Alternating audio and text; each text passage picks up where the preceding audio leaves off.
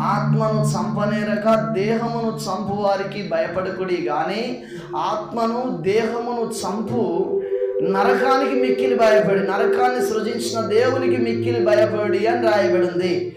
ఆత్మను ఎవరు చంపుతారు, దేహాన్ని ఎవరు చంపుతారు అని అంటే, ఈ దేహాన్ని ఆత్మను చంపేది దేవుడే, ఆయనకు భయపడాలి.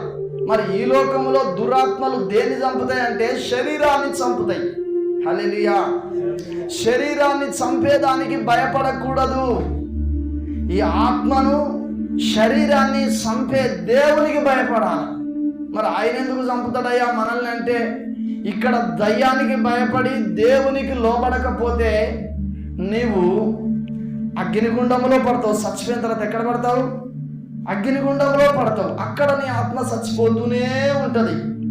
చూడండి, పురాతన కాలంలో శిష్యులను చంపుతున్నప్పుడు ఒక్కొక్కరు ఒక్కొక్క